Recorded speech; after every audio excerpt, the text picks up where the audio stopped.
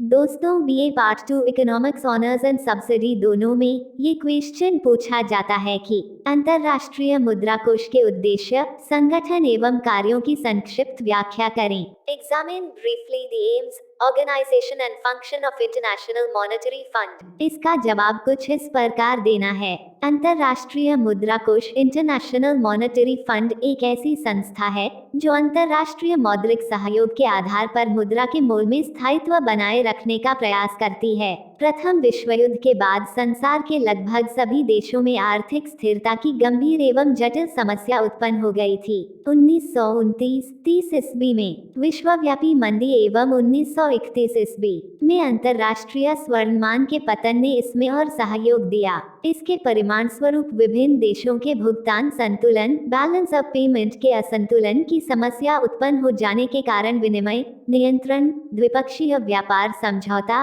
अंतर्राष्ट्रीय आर्थिक सहयोग व विश्व शांति के लिए घातक समस्याएं उत्पन्न हो गई। प्रत्येक देश अपने आयातों में कमी तथा निर्यात में वृद्धि करना चाहता था, जिसके लिए मुद्रा अवमूल्यन, डेवैल्यूएशन एवं विनिमय नियंत्रण एक्सचेंज कंट्रोल की विधियां अपनाया। अपरिवर्तनशील पत्र मुद्रा के प्रचलन के कारण आंतरिक मूल्य स्तर में अस्थिरता उत्पन्न हो गई। अंतर्राष्ट्रीय व्यापार, लेन देन तथा पूंजी के आवागमन पर इसका बुरा असर पड़ा। द्वितीय विश्व युद्ध होते ही कुछ बड़े देशों के बीच आपसी समझौता भी समाप्त हो गए। अतः द्वितीय विश्व युद्ध के अंतिम समय में अंतर्राष्ट्रीय मौद्रिक सहयोग, विदेशी व्यापार का विस्तार, अंतर्राष्ट्रीय ऋण के समुचित प्रवाह के लिए अंतर्राष्ट्रीय मौद्रिक संगठन की आवश्यकता महसूस की जाने लगी, जिससे कि विभिन्न राष्ट्रीय मौद्रिक स्वतंत्रताओं को सुरक्षित रखते हुए एक स्थायित्वपूर्ण अंतर्राष्ट्रीय अर्थव्यवस्था को जन्म दे सके।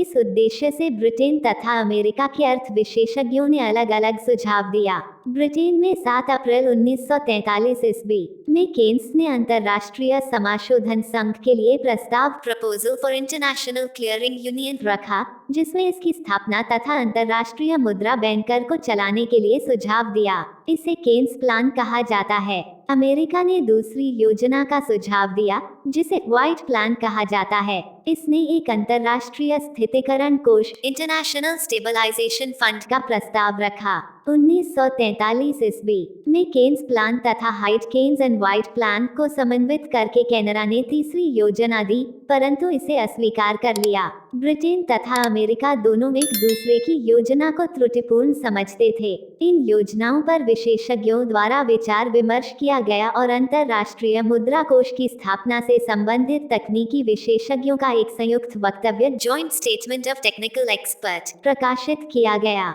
पुनः इस योजना पर अंतिम निर्णय लेने के लिए जुलाई 1944 ईस्वी में ब्रिटन वुड्स में 44 राष्ट्रों के प्रतिनिधियों का सम्मेलन हुआ। इसे ब्रिटन वुड्स सम्मेलन, ब्रेटन वुड्स कॉन्फ्रेंस भी कहा जाता है। इस सम्मेलन में 2 अंतर्राष्ट्रीय मौद्रिक संस्थाओं की स्थापना की गई, जिसमें पहला है अंतर्राष्ट्रीय मुद्रा कोष इंटरनेशनल मॉनेटरी फंड IMF तथा दूसरा है अंतर्राष्ट्रीय पुनर्निर्माण एवं विकास bank international bank for reconstruction and development IBRD।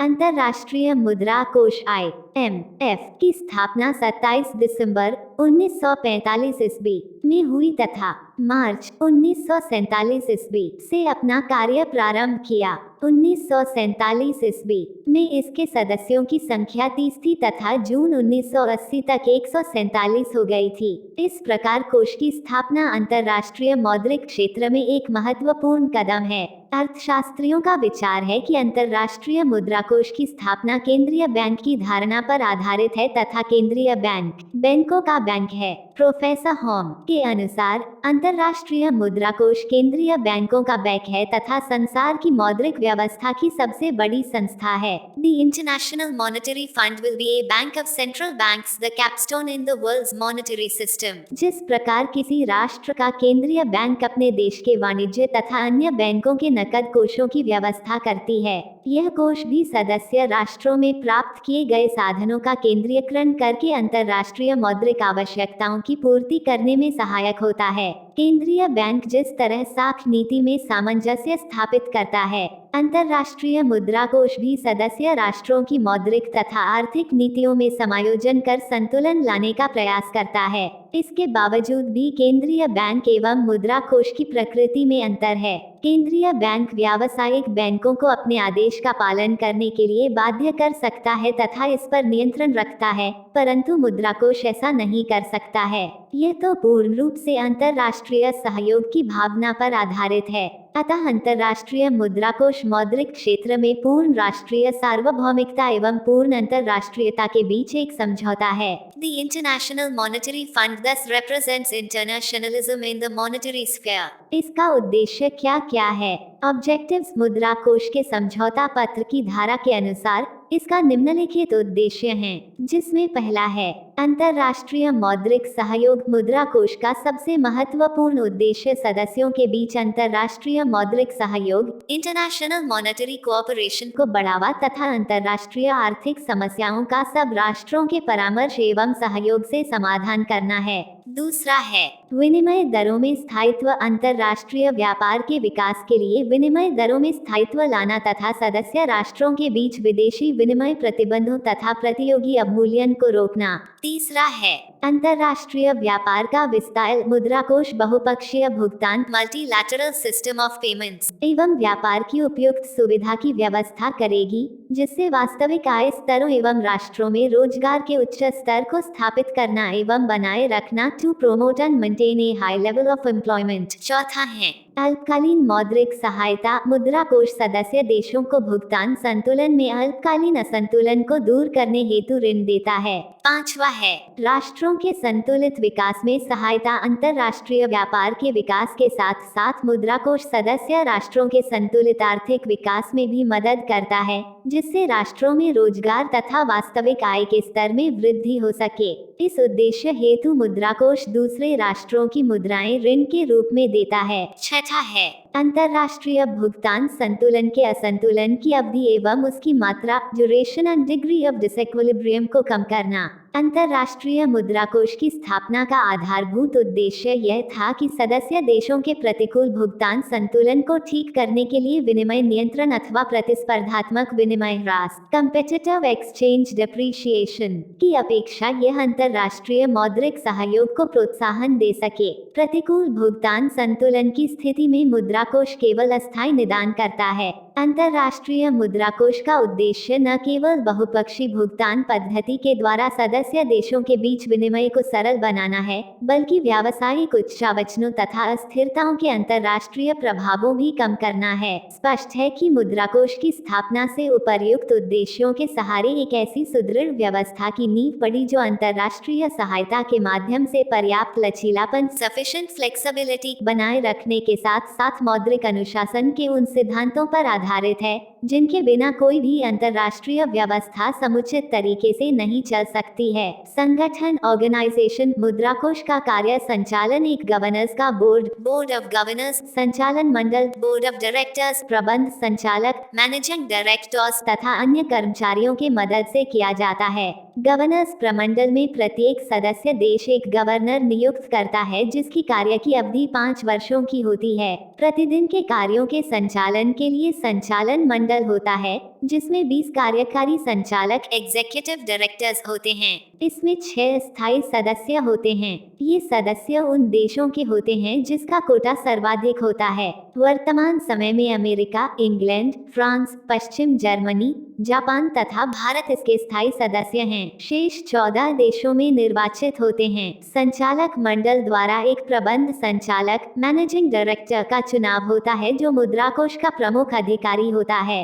प्रत्येक सदस्य को 250 वोट प्राप्त होता है तथा प्रत्येक $100,000 के लिए एक अतिरिक्त वोट 250 प्राप्त होता है। मुद्रा कोष का प्रधान कार्यालय उस देश में स्थित होता है जिसकी पूंजी का कोटा अधिकतम होता है। इस समय मुद्रा कोष का प्रधान कार्यालय अमेरिका के वाशिंगटन में स्थित है। मुद्रा कोष के कार्य फंक्शंस ऑफ IMF। मुद्रा कोष अपने उद्देश्यों की पूर्ति के लिए निम्नलिखित कार्यों का संपादन करते हैं। इसमें पहला है आर्थिक सहायता इकोनॉमिक असिस्टेंस। मुद्रा कोष का यह एक महत्वपूर्ण कार्य है। यह सदस्य देशों के भुगतान संतुलन में उत्पन्न अल्पकालीन असंतुलन को दूर या कम करने में सहायता करता है। इसके लिए वह सदस्य देशों को विदेशी मुद्राएं बेचकर तथा उधार देकर उन्हें भुगतान शेष देने वाले असंतुलन को दूर करने में मदद करता है। वर्तमान समय में मुद्रा कोष एक वर्ष किसी भी देश को उसके कोटे के 50% तक ऋण दिए जाते हैं तथा गंभीर परिस्थितियों में इससे भी अधिक ऋण दिए जाते हैं। यह केवल भुगतान संतुलन के अस्थायी असंतुलन को दूर करने के लिए अल्पकालीन ऋण देती है, जिसकी अवधि 3 से 5 वर्षों की होती है। इन ऋणों की अदायगी शीघ्र ही करनी पड़ती है, जिससे कि पूंजी एक जगह फंसी न रहे। ऐसा कहा जाता है कि मुद्रा कोष एक गतिशील कोष है। IMF is a revolving fund. इसके अंतर्गत मुद्रा कोष आर्थिक संकट की अवस्था में विनियोग संबंधी मौसमी कठिनाई, चालू भुगतान के असंतुलन को दूर करने के लिए ऋण दिया जाता है। मुद्रा कोष ने 1956 ईस्वी में स्वेज नहर से उत्पन्न आर्थिक संकट से निपटने के लिए ब्रिटेन को $130 करोड़ का ऋण दिया, जिसमें 56 करोड़ का ऋण तत्काल प्रयोग के लिए तथा बाकी 73.9 करोड़ का ऋण आवश्यकता पड़ने पर दिया जाना था। मुद्रा कोष कुछ देशों को उनकी विनिमय संबंधी मौसमी कठिनाइयों को दूर करने हेतु ऋण देती है। कुछ देशों के निर्यात मौसमी अथवा सामयिक होते हैं, क्योंकि वे एक फसल पर निर्भर करते हैं। मुद्रा कोष 6.12 माह तक के लिए ऋण देती है। कभी कभी कुछ देशों द्वारा उपभोग अथवा विकास की योजनाओं में अधिक पूंजी लगाने के कारण उसके चालू भुगतान में असंतुलन उत्पन्न होता है।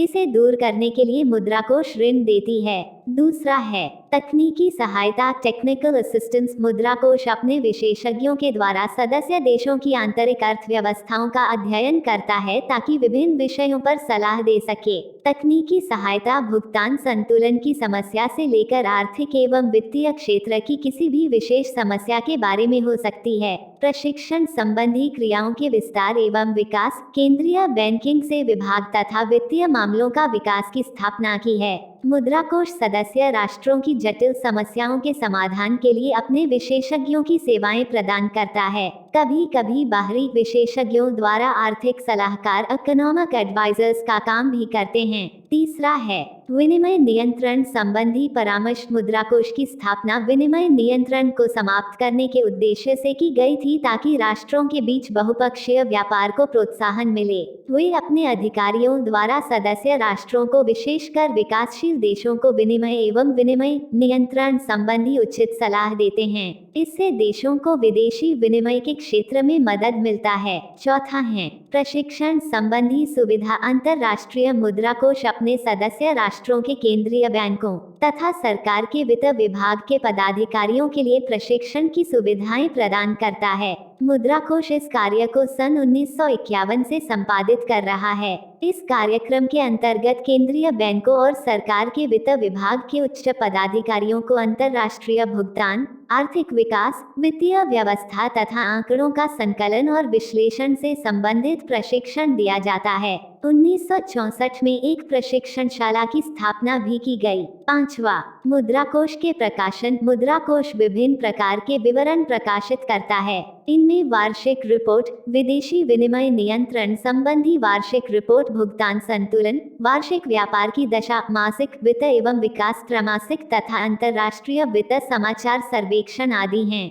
मुद्रा कोष दुर्लभ मुद्रा की व्यवस्था करती है। दुर्लभ मुद्राओं में खासकर डॉलर से है। इसके लिए कोष के विधान में अलग व्यवस्था की गई है। ये सदस्य देशों को दुर्लभ मुद्रा उधार देती है। कार्यों की समीक्षा। मुद्रा कोष के उद्देश्यों एवं कार्यों की सफलता पर दृष्टि डालने से स्पष्ट हो जाता है कि इस संख्या ने अंतर्राष्ट्रीय reserve bank, international reserve bank तथा अंतर्राष्ट्रीय मुद्रा प्रणाली की आवश्यकता की पूर्ति के लिए बुद्धिमत्तापूर्ण प्रयास के रूप में विश्व को संकटपूर्ण आर्थिक स्थिति से निकालने में सहायता दी है। मुद्रा कोष की स्थापना का प्रधान उद्देश्य विनिमय दर में निश्चितता लाना तथा सदस्य राष्ट्रों के बीच नियमित विनिमय कायम रखना है। इसके समक्ष दो समस्याएं हैं। एक, सदस्य राष्ट्रों की मुद्राओं की प्रारंभिक समता दर को निश्चित करना। 2, अंतर्राष्ट्रीय संतुलन को कायम करने के लिए उनकी मुद्राओं की समता दर में समय समय पर वांछित परिवर्तन करना। 18 दिसंबर 1946 ईस्वी को मुद्रा कोष ने 39 सदस्यों में 32 सदस्यों की मुद्राओं की विनिमय दर को निश्चित किया। जून 1956 ईस्वी तक 9 देशों ने अपनी समता दर की स्थापना की। मुद्रा कोष का दूसरा महत्वपूर्ण कार्य भुगतान संतुलन में होने वाले घाटे को दूर करने हेतु सहायता प्रदान करता है। यूरोपीय देशों ने आर्थिक पुनर्निर्माण में यूरोपीयन रिकवरी प्लान के अंतर्गत उनके डॉलर की कमी को पूरा करने में कोष ने बहुत अधिक सहायता की। 1947 ईस्वी में $62 मिलियन तथा 1947-48 ईस्वी में $20,404 मिलियन, 1965-66 ईस्वी में $12,230 मिलियन ऋण दिए। 19 नवंबर 1981 ईस्वी में भारत को 5 मिलियन SDR के एक विशाल प्रदान की। 21 अक्टूबर 1964 ईस्वी तक कोष ने $7,890 मिलियन विदेशी मुद्रा बेची। पुनः मुद्रा कोष का प्रमुख कार्य विनिमय नियंत्रण को समाप्त कर बहुपक्षीय भुगतान की व्यवस्था कायम करना है। कोष को इस उद्देश्य की प्राप्ति में सफलता नहीं प्राप्त हो सका है, अतः इसके विरुद्ध निम्न आलोचनाएं दी जाती हैं। 1. मुद्रा कोष की प्रथम आलोचना कार्यक्षेत्र की सीमितता से संबंधित है। मुद्रा कोष केवल चालू लेन देन से उत्पन्न होने वाले असंतुलित भुगतानों की समस्या का ही समाधान करता की अदायगी,